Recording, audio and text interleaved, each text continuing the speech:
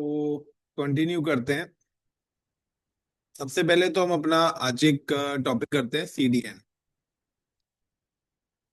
Content delivery network, जिसको we can call the cloud front. तो if you remember कि एक दो क्लास पहले मैंने आपको इसका इंट्रोडक्शन बताया था। दोबारा से मैं बता रहा हूँ। एक्चुअली मैं जो हम कंटेंट सीडीएन का यूज करते हैं, ये हम करते हैं कंट्रोल करने के लिए डिले को। डिले, दूसरा कि डिले हम अपना कंट्रोल कर सकें और सिक्योर एक्सेस करा सकें अपने डेटा को, यानी कि लेटेंसी को कंट्रोल करने के लिए। जो AWS क्लाउड फ्रंट है, it's use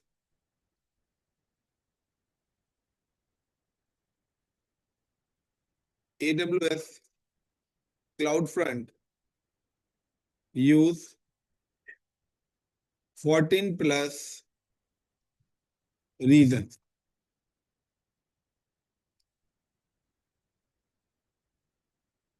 A reason and use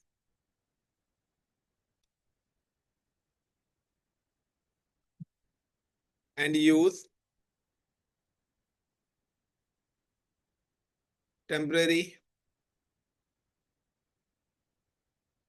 virtual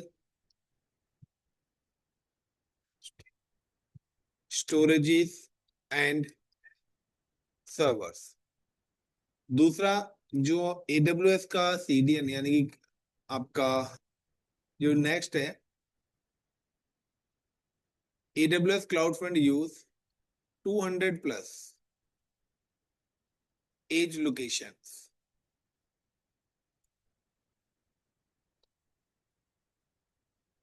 और ये जो हमारा एज लोकेशन है, इन दो चीजों का कॉन्सेप्ट क्या है कि यहाँ पर क्या है कि ये जो हमारे टेम्परेरी वर्चुअल सर्वर्स हैं, या वर्चुअल मेमोरी सर्वर्स भी हम इसको बोलते हैं, या वर्चुअल स्टोरेजेस भी हम कॉल करते हैं। तो ये जो टेम्परेरी,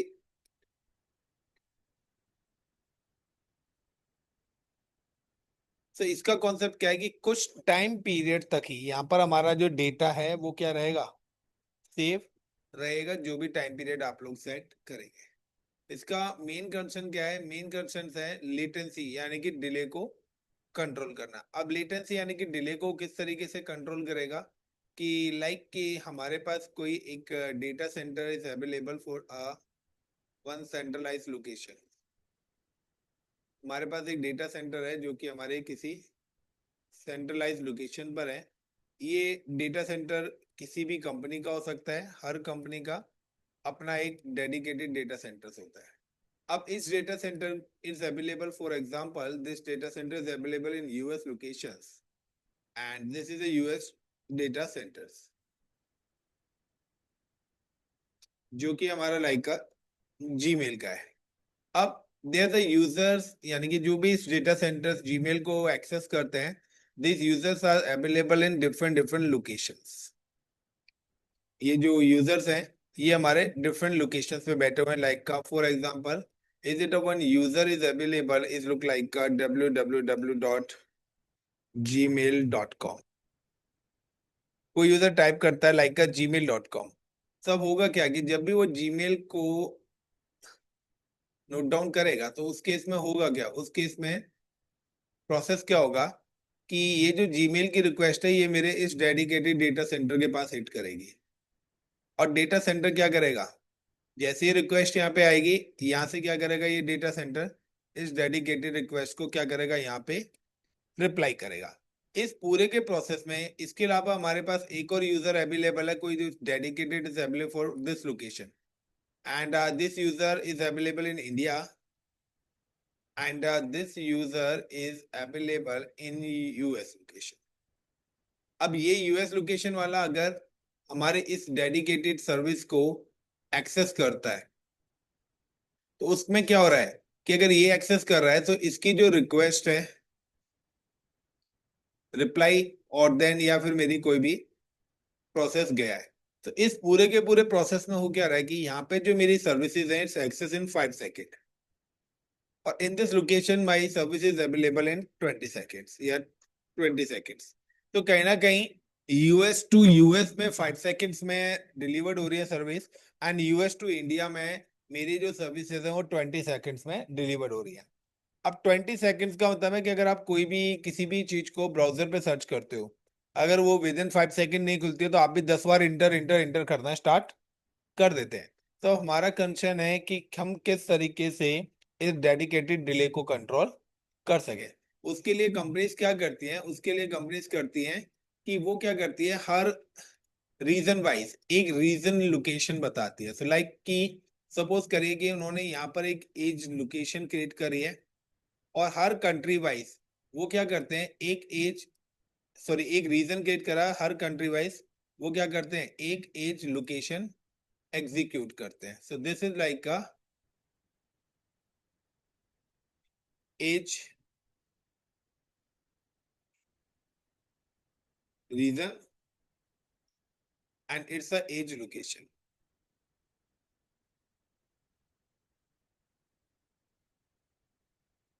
अब एज रीजन और एज लोकेशन का एक्चुअली में काम क्या है कि अगर अब जीमेल सर्च कर रहा है तो सबसे पहले तो रिक्वेस्ट मेरी जाएगी डेटा सेंटर पे। लेकिन जब वहां से रिप्लाई आएगा तो रिप्लाई में होगा क्या, रिप्लाई में पहला पैटर्न ये होगा कि सबसे पहले जब कोई भी यहाँ पे कैंडिडेट ने रिक्वेस्ट भेजी है और लाइक का वो यहाँ पे पहले भेजा लाइक का, मैं ये कहता हूँ GAUTM Gautam@gmail.com। तो मैं अपने अकाउंट से डेडिकेटेडली क्या होना चाहता हूँ, लॉगिन होना चाहता हूँ। तो अब क्या होगा कि उसके अकाउंट की इंफॉर्मेशन ना तो यहाँ पर है ना यहाँ पर है। क्या होगा कि मेरी जो रिक्वेस्ट है वो रिक्वेस्ट जनरेट होगी लाइक यहाँ से। तो क्या होगा क्या कि यहाँ से जैसे मेरा डेटा आएगा तो पहले क्या होगा, उस डेटा का मेरे अकाउंट का एक क्लोन यहाँ पे क्रिएट हो जाएगा।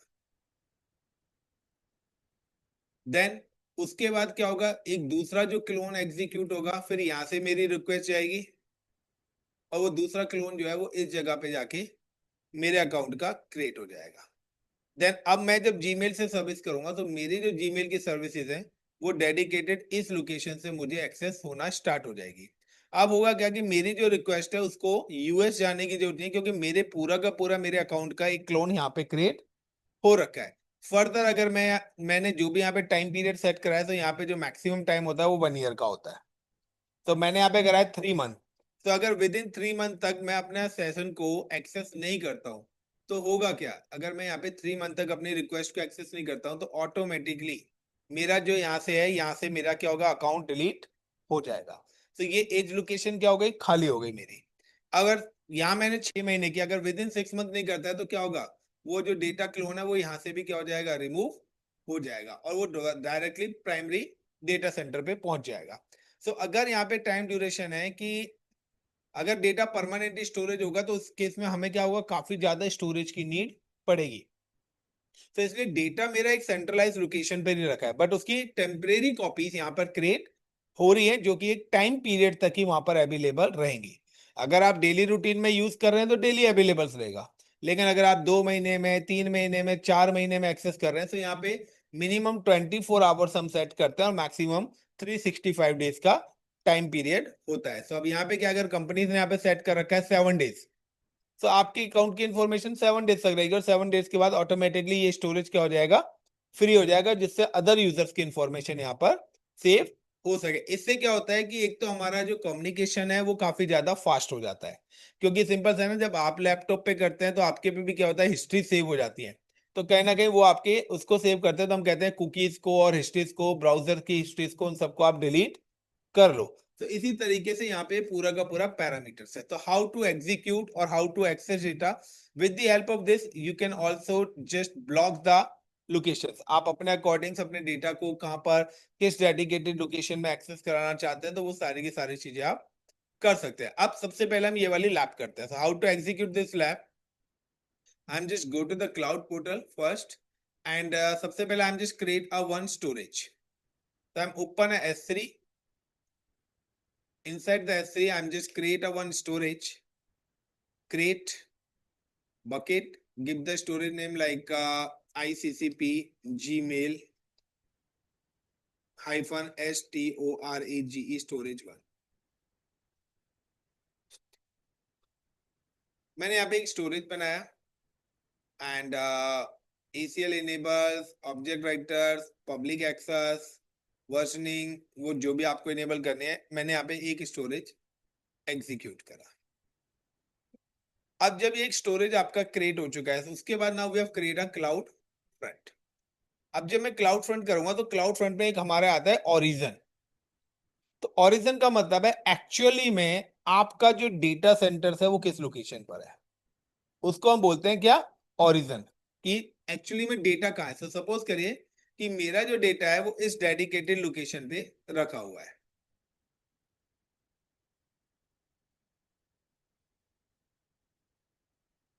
And just click on a desktop.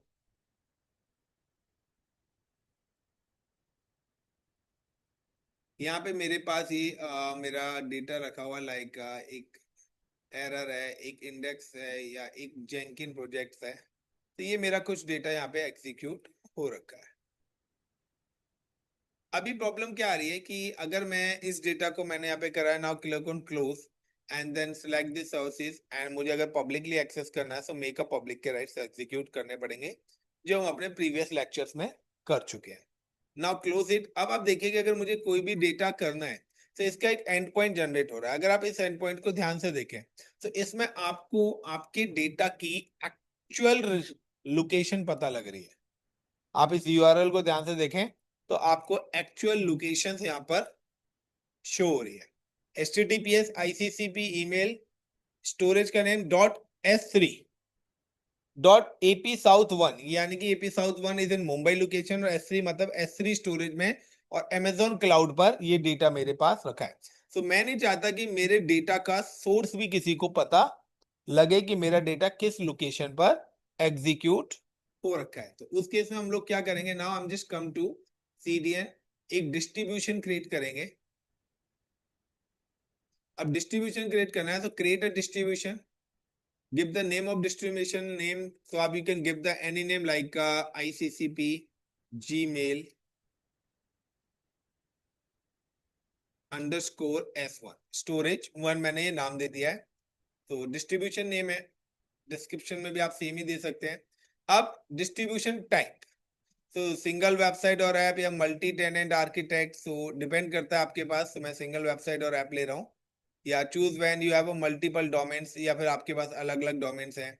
अगर रूट 53, अगर रूट 53 का मतलब है कि अगर आपने यहाँ पे कोई अपना रूट 53 के अंदर कोई डोमेन अगर आपने यहाँ पे ऐड ऑन कराया हुआ है, सो लाइक मैं यहाँ पे ऐड करा देता हूँ एक डोमेन या देख लेता हूँ। सो अभी कोई नहीं है, आई am just click on create hosted John, and मैं यहाँ पे एक डोमेन करा देता हूँ ANSUL, अंशुल, यही है ना, .com। सो मैं कहता हूँ कि एक ansul.com नाम का मेरा डोमेन है, एंड इस प्राइवेट डोमेन जो कि with in a cloudy access होगा। एंड किस रीजन में मैं ले लेता हूँ, like it's available in for example Mumbai location पे है, and it use the VPC of default VPC and create. तो अगर आपके पास पब्लिक डोमेन नहीं है तो आप प्राइवेट डोमेन भी टेस्टिंग कर सकते हैं, बट ये जो प्राइवेट डोमेन है ये आपकी क्लाउड की वर्चुअल मशीन पर ही एक्सेस होगा, लेकिन पब्लिक डोमेन आप कहीं पर मोबाइल पे कहीं भी कर सकते हैं। तो ये मेरा एक anshul.com, मैंने यहाँ पे ये डोमेन ले लिया अपना। अब यहाँ पे कहते हैं कि अगर आपके पास कोई डोमेन है जिसके थ्रू आप एक्सेस करना चाहते हैं तो वो आप कर सकते हैं। मैं यहाँ पे नाम देता हूँ लाइक anshul.com। तो यहाँ पे domain manage by the route 53, ये वेरीफाई यहाँ पे हो चुका है। उसके अंदर भी आपने कोई सब डोमेन्स बना रखे हैं तो आप कर सकते हैं। Now click on next. अब आपका जो ओरिजिन टाइप, यानी कि आपका डेटा क्या है, लोड बैलेंसर भी हो सकता है, API भी हो सकता है, VPS भी हो सकता है। तो मैं Amazon S3 ले रहा हूँ, एंड सोर्स कोड, यानी कि आपका एक्चुअली में डेटा कहाँ रखा हुआ है। तो like the data is available in ICCP Gmail storage 1। Then settings, तो ये कुछ सेटिंग्स है हमारी जो मैं बता रहा था, लाइक कि कस्टमाइज ओरिजिन सेटिंग्स करनी है या यूज रिकमेंडेड कैशे सेटिंग्स करनी है। तो कैशे का मतलब है कि जब भी हमारी वेबसाइट या कोई भी चीज हमें स्लो एक्सेस होती है तो हम वहाँ पे कैसे क्लीन करते हैं, कैसे का जो भी हम लोगों ने टाइमिंग सेट करा होगा, जो भी हम लोगों ने यहाँ पे चीजों को एग्जीक्यूट करा होगा, तो उस हिसाब से ये पॉलिसीज हमारी एग्जीक्यूट होते हैं। तो फिलहाल मैं रिकमेंडेड के साथ जाना चाहूंगा। Then next, next, and again next. So create a wildcard certificate. We could not find the ACM certificate in the US East 1 region. This cover the domain is specific to to new create a new certificate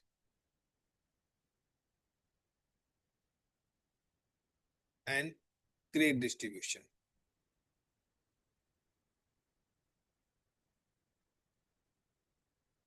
तो क्या देखिए अभी ये मैंने normally यहाँ पे ये चीजें एग्जीक्यूट करी है। सो हमने अपना एक ये नॉर्मल डिस्ट्रीब्यूशन बनाया है जो कि अभी डिप्लॉइंग कंडीशन में पड़ा हुआ है। अब समटाइम्स क्या है यहाँ पे कुछ ऑप्शंस हैं जो मैं आपको वन बाय वन एक्सप्लेन कर रहा हूँ। ये हमारी जनरल इंफॉर्मेशन है जो हम लोगों ने यहाँ पर एड ऑन करी है। अब यहाँ पे आ रहा है सबसे पहले हम आते हैं ओरिजिन के अंदर। तो फिलहाल जो ओरिजिन है हमारे पास कि हमारे पास जो ओरिजिन है वो ये है। अगर आप अपना ओरिजिन चेंज करना चाहते हैं किसी अदर लोकेशन पे, so now I'm just create one more storage. I'm just come to the buckets and at this time ICC पे स्टोरेज वन है, दूसरा मैं सिंगापुर या कहीं भी अपना एग्जीक्यूट कर सकता हूँ। so I'm just executing different location। मैं जो दूसरी स्टोरेज है वो सिंगापुर में एग्जीक्यूट कर लेते हैं and like create a bucket, get the name ICCP STO ICCP Gmail hyphen STORAGE storage and ACL enables and like object writers and with this permissions enables and now create our kits and यहाँ पे भी मैं कुछ data अगर upload करना चाहता हूँ तो एक सिंगापुर में मैंने बनाया है स्टोरेज, अपना दूसरा स्टोरेज मैंने बैकअप स्टोरेज सपोज करो सिंगापुर लोकेशन पे बना लिया है and upload of files and I am execute some files and folder for this location. तो लाइक मेरे पास एक इमेज है, ये डीबी इमेज अवेलेबल है या ओएसपीएफ लैब है या मैं कहता हूँ लाइक गेट। सो ये कुछ मेरे पास इमेजेस है जिनको मैंने सॉरी यहाँ पे अपलोड कर दिया है and then close and then give the public access. Is it clear till now everyone? अभी तक क्लियर है? स्टोरेज कैसे बनाते हैं, डेटा अपलोड कैसे करते हैं। अब मैं चाहता हूं कि अभी आपका कोई भी डेटा जो प्रेजेंटली पब्लिश होगा तो वो जो डेटा पब्लिश होगा वो आपका होगा आईसीसीपी स्टोरेज वन के थ्रू। अब आप अगर अपना चाहते हैं कि भाई मेरे पास एक और स्टोरेज है यहाँ पर, it's a one more storage is available.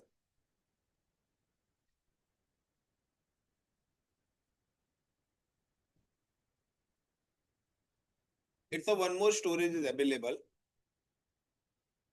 and this storage called a ICCP2 या S2 स्टोरेज 2 है।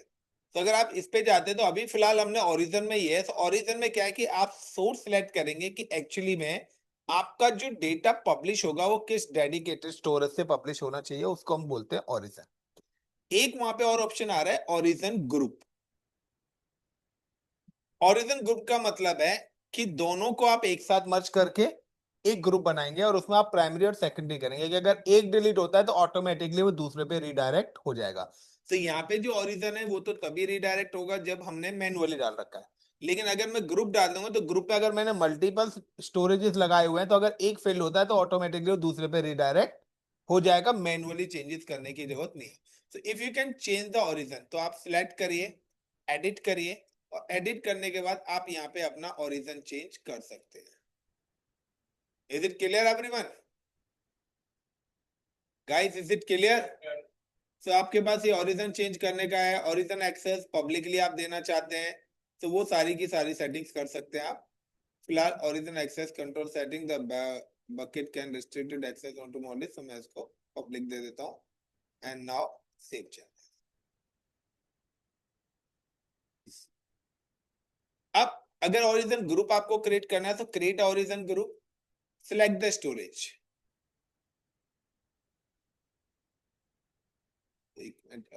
Name is like my GROUP group. But यहाँ पे क्या आ रहा है, यहाँ पे अभी मेरे पास दूसरी स्टोरेज शो नहीं हो रही है। तो मैं क्या करता हूँ, रिफ्रेश करता हूँ।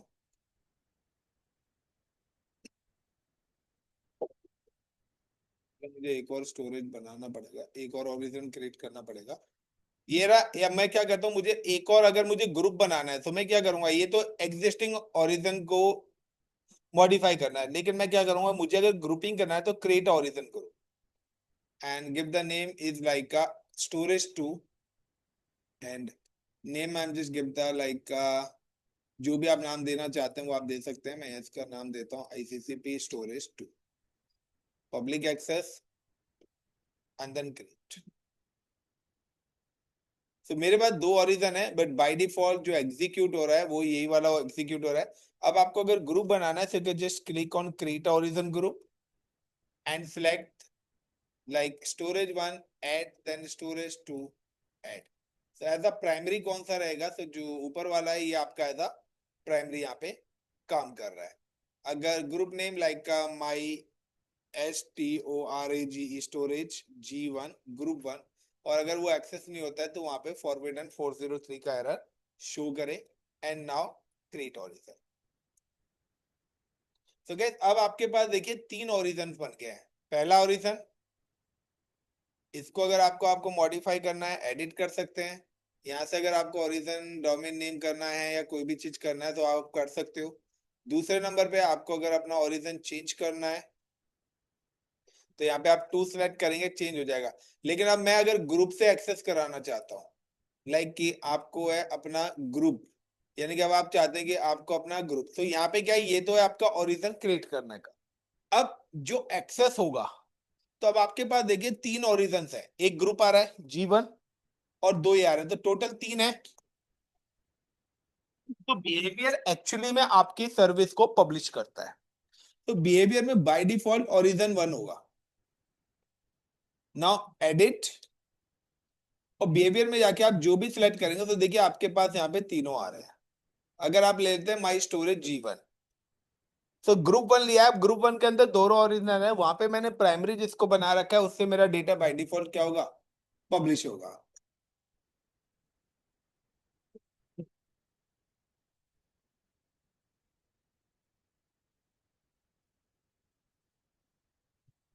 Clear everyone?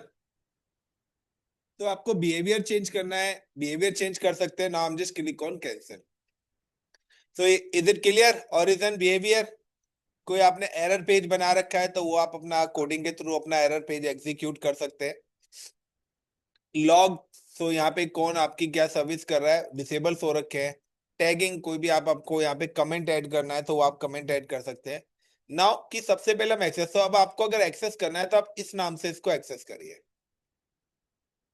D3K93, या आप क्या करिए, डोमेन में जाने के बाद यहाँ पे आप एक रिकॉर्ड क्रिएट करिए।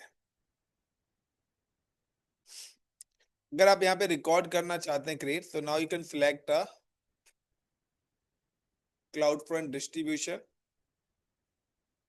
तो Ilias cloud distribution on the record the same hosted John or global are available only in US East. तो इस लोकेशन पे है और वो भी आपका पब्लिक पर है, और हम लोगों ने क्या लिया हुआ है, प्राइवेट लिया हुआ है। सो छोड़ देते हैं, यानी कि डोमेन नाम से अगर आपको एक्सेस करना है। बट फिलहाल हम क्या करते हैं, हम डोमेन नेम से ना लेके ये जो डिस्ट्रीब्यूशन है, मुझे अब कोई भी सर्विस एक्सेस करनी है, हम just go to the browser slash INDEX index.html। तो मेरी एक फाइल बनी हुई है वहां पे index.html, तो आप यू कैन सी कि आपको ये फाइल यहाँ पे ओपन हो जाएगी।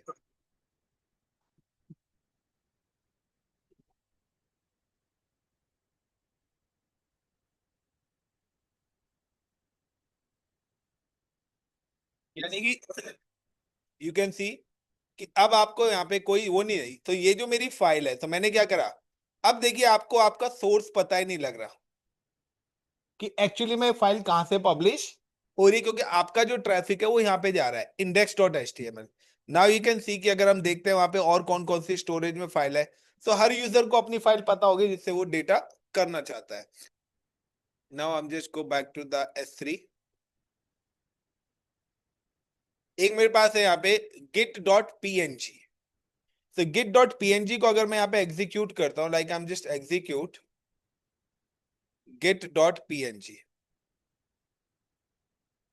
तो देखना ये वाली फाइल आपको एक्सेस नहीं होगी।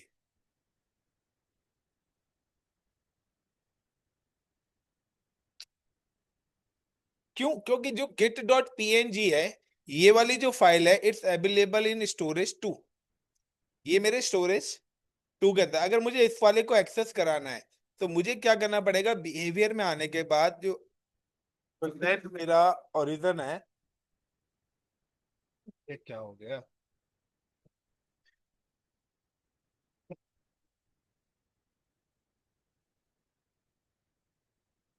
स्टोरेज 2 करना होगा एंड देन सेव।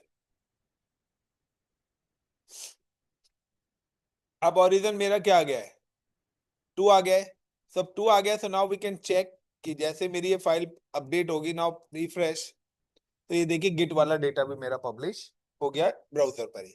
तो एक तो ये एचटीटीपी और एचटीटीपीएस के बेस पर ही आपका क्या होगा? आउटपुट शो करेगा। क्लियर था एवरीवन? अब मैं रिस्ट्रिक्टेड करना चाहता हूं कि भाई ये पर्टिकुलर कंट्री के लिए ब्लॉक हो जाए। लाइक हम इंडिया में, तो मैं चाहता हूँ कि अभी ये डेटा मेरा इंडिया में ओपन हो रहा है, मैं चाहता हूँ इंडिया में ओपन ना हो, ये तो यूएस लोकेशन पे हो। तो आप कोई डेडिकेटेड कंट्री को भी मैपिंग करना चाहते हैं तो इसके साथ आप मैप कर सकते हैं कि आपका किस किस लोकेशन पे आपका डेटा पब्लिश हो। तो सिंपल सा है, साइबर अटैक से बचने के लिए हम क्या करेंगे? मेरी कंपनी की कोई ब्रांच यूएस सिंगापुर में, तो मैं चाहूंगा वही में ये एक्सेस हो, बाकी अदर लोकेशन के लिए क्या हो जाए? ऑटोमेटिकली ब्लॉक्ड हो जाए। सो अगर मुझे इसको ब्लॉक करना है, हम just go to the security and manage protection,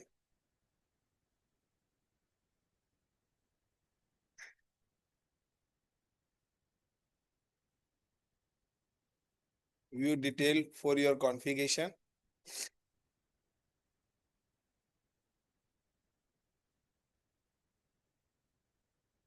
एक मिनट, यहाँ पे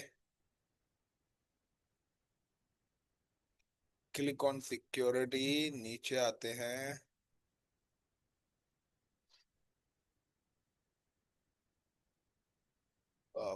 cloud front geographic restrictions, now click on edit. Now I am just click कि मैं ब्लॉक करना चाहता हूँ। सिलेक्ट द कंट्रीज, तो सारी कंट्रीज जो भी है, जहां जहां पे भी है, वो सारी की सारी कंट्रीज यहाँ पर आ रही है। मेरी जो कंट्री है वो है India.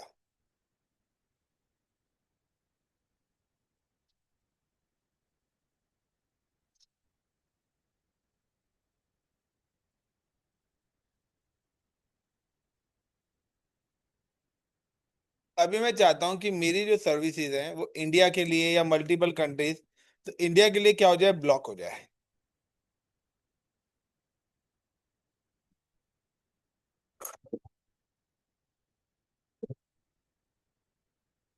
Now guys you can see, close it and reopen, control V. तो यहाँ पे अब क्या आ गया है? The Amazon cloud front distribution is configure to the block access your country. So अब मेरा कोई भी डेटा पब्लिश नहीं होगा इस एंड पॉइंट के थ्रू। अब मैं चाहता हूं तो मुझे क्या करना पड़ेगा? अपना जियो रिस्ट्रिक्शंस को अनब्लॉक करना पड़ेगा। So now edit, remove it, no restrictions, save changes,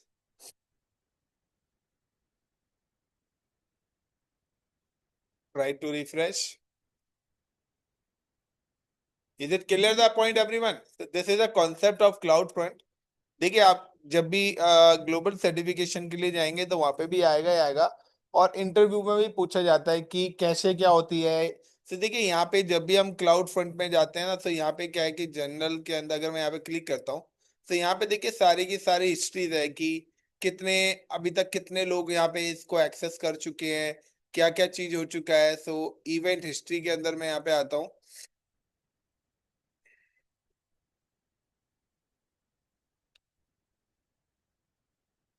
monitoring, distribution, alarm, अभी हम क्लाउड फ्रंट के अंदर पढ़ेंगे, आगे टॉपिक आएगा हमारा कैशे सेटिंग्स। तो यहाँ पे क्या है ना, यहाँ पे बहुत सारी कैशे इकट्ठी हो जाती है। कैशे का मतलब है जितनी भी रिक्वेस्ट आती रहेगी, तो यही कैशे वही होता है जो आपके सिस्टम के अंदर हिस्ट्री होती है। तो हमें क्या कहता है कि अगर हमारी कोई भी क्लाउड पे से कोई भी वेबसाइट या कोई भी चीज पब्लिश हो रही है, तो हमें क्या करना होता है? ये कैशे क्लीन करनी होती है, क्योंकि यहाँ पे अननेसेसरी की क्या होती है? रिक्वेस्ट आके जमा हो जाती है, जो कि हमारी चीजों को क्या करेंगे? प्रॉब्लम करेंगे। सो लाइक लास्ट 24 आवर्स का आपको देखना है या कितने टाइम का आपको करना है, तो उस हिसाब से ये क्या होगा आपका एक्सेसिबल। तो टोटल देखिए 6 रिक्वेस्ट आई है जो मैंने एक्सेस करी थी। मैं अगर यहाँ पे क्लिक करता हूँ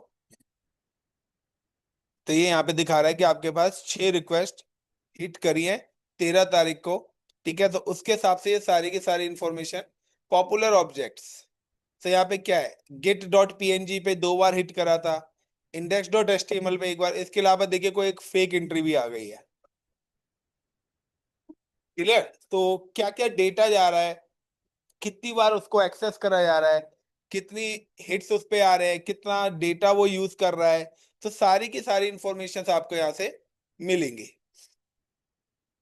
क्लियर एवरीवन। अनवांटेड अटैकर्स भी तो है ना, तो क्या है, वो तो बैठे हुए हैं ना, सामने वाला टेस्टिंग करने के लिए बैठा हुआ है, सर्च करने के लिए। हमारे पास वो डेटा नहीं है ना, बट वहां पे शो हो रहा है। तो देखो पब्लिक की सर्विस है ना, तो कोई भी दिखा सकता है। हमारे नेटवर्क पे कोई भी ट्रैफिक आ सकता है ना, पब्लिक पे ये तो है नहीं डेडिकेटेड हो। तो हमें तो हमारा नेटवर्क है, बट उसके अलावा भी अनवांटेड इंफॉर्मेशन हमारे पास यहाँ पे आ रही है। ये जो है, तो ये जो पॉपुलर है, अगर मैं इस पे क्लिक करूंगा तो ये एक्सेसिबल भी नहीं हो रहा है क्योंकि पब्लिकली नहीं है। सो कहाँ से हो रहा है ये, उसकी आईडी जनरेट हो रही है, रिक्वेस्ट आईडी है, एक्सेस डिनाइड है। तो पब्लिक में तो किसी का भी आपके पास आ सकता है। तो ये एक लॉग्स है कि कौन सी चीज कहाँ से आ रही है। Is it clear everyone. Now कि अगर आपको इस डिस्ट्रीब्यूशन को डिलीट करना हो तो डिलीट करने का आपके पास तरीका है कि सबसे पहले now you can come to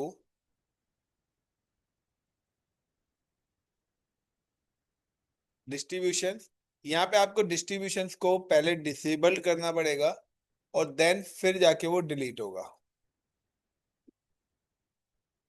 तो थोड़ा सा टाइम ले जाएगा यहाँ पे डिसेबल होने में, approximately 5 to 10 minutes.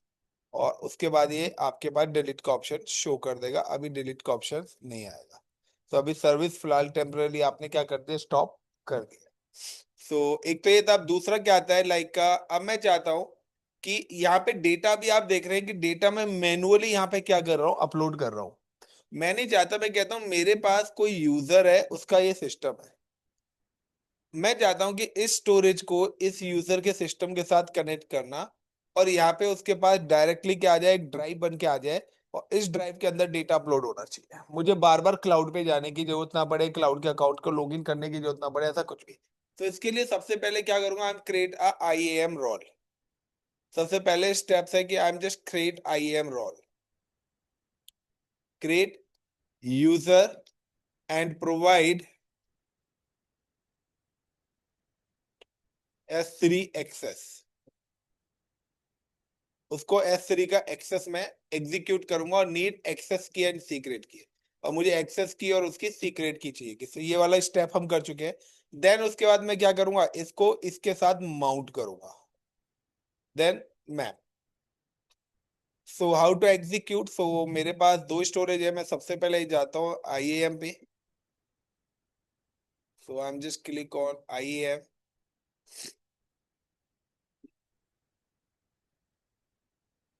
and create user, like I'm create a one user is available like a Ansul. And next attach policy, तो मैं डायरेक्टली कर रहा हूँ, like I am just give the S3 full access. तो आपके ऊपर है कि आप कस्टम भी बना सकते हैं। मेरे पास ऑलरेडी है, तो मैं पहले बता चुका हूँ आपको किस तरीके से अपनी कस्टम पॉलिसीज को क्रिएट करना है। तो आप कस्टम पॉलिसीज को एग्जीक्यूट कर सकते हैं। So I am just using the Amazon S3 full access. Then next and create provide the access. तो मुझे अब एक्सेस यानी कंसोल एक्सेस चाहिए है, तो click on this user, then go to the security credentials and create an access key and secret key, the command CLI mode, and confirm and then next and create। तो कह देखिए यहाँ पर मेरे पास access की और सीक्रेट की आ गया। अब मैं चाहता हूँ कि इस मशीन पर मैं इसको माउंट करना चाहता हूँ।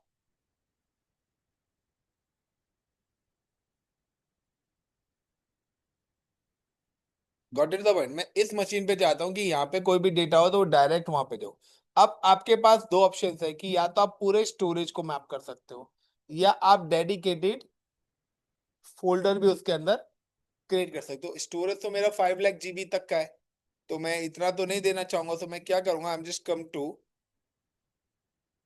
S3 स्टोरेज एंड मैं ICCP स्टोरेज 1 ले लेता हूँ and I am just create a one folder for this location. So मैं यहाँ पे एक फोल्डर क्रिएट करता हूँ, क्रिएट फोल्डर और like ANSUL Ansul hyphen HR team user 1। मैंने यहाँ पे एक फोल्डर क्रिएट कर लिया।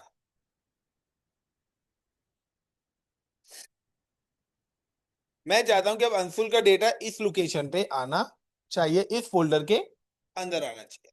Now I am just download the one software. मैं यहाँ पे एक सॉफ्टवेयर डाउनलोड कर रहा हूँ। सो मल्टीपल सॉफ्टवेयर आते हैं, I am just download the TNT drive. This is the TNT drive, then click, जो कि 1 महीने के लिए फ्री होता है guys, and double click and install.